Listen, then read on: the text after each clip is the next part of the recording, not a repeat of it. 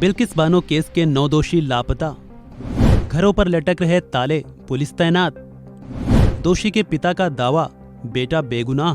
Bilkis Bano gangrape case पर भले ही supreme court ने 11 दोषियों को दोबारा सरेंडर करने का आदेश दे दिया हो, लेकिन उस आदेश की तामील होने की गुंजाइश कम ही नजर आ रही है, क्योंकि ज्यादातर दोषी बोरिया बिस्तर लेकर अपने अपने घरों से फरार हैं। कुछ के घर के बाहर तो ताला लटक रहा है। बिल्किस बानो गैंगरेप केस के अधिकतर दोषियों का फिलहाल कोई अता पता नहीं है। 11 में से कम 9 दोषी मौजूदा समय में अपने अपने घरों पर नहीं हैं और उनके बारे में घर वालों तक को पता नहीं है।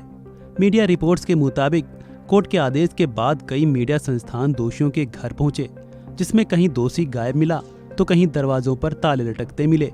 इस बीच बताया जा रहा है कि दोषियों में से एक गोविंद नाई के पिता का दावा है कि उनका बेटा दोषी नहीं है। उनका कहना है कि उनका बेटा बेगुनाह है।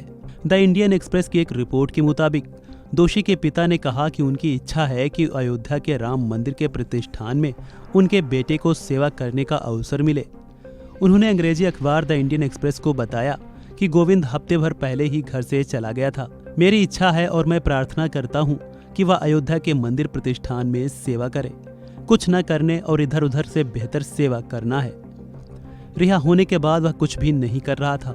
आरोपी के पिता के मुताबिक जेल जाना कोई बड़ी बात नहीं है। उनका कहना है कि ऐसा भी नहीं है कि वह अवैध रूप से जेल से बाहर आया हो। वह कानूनी प्रक्रिया के तहत रिहा किया गया था और अब कानून ने उसे अंदर जाने को कहा है तो वहां वह फिर जाएगा। वह 20 साल जेल में रहा है, इसलिए परिवार के लिए यह नई बात नहीं होगी। घर वालों का कहना है कि वे हिंदू धर्म में आस्था रखने वाले लोग हैं, जो कि अपराध कर ही नहीं सकते हैं। इस बीच पुलिस की ओर से बताया गया मामले में दोषी गोविंद नाई बीते शनिवार 6 जनवरी को ही घर से चला गया था। मामले में दोषियों के रिश्तेदारों और परिवारजनों की माने तो कोर्ट के आदेश के हफ्ते भर पहले ही दोषी घर छोड़कर चले गए थे। इधर कोर्ट के आदेश की तामील के लिए पुलिस प्रशासन ने दोषियों के घर के बाहर एक सिपाही की भी तैनाती कर दी है, जिससे दोषियों को जेल में वापस लाया जा सके। बता दें कि बीते सोमवार 8 जनवरी को मामले पर सुप्रीम कोर्ट ने फैसला सुनाया था।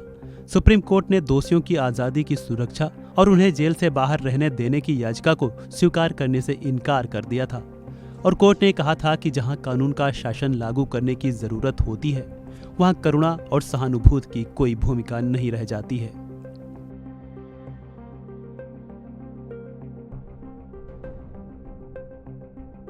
फिलहाल इस वीडियो में इतना ही।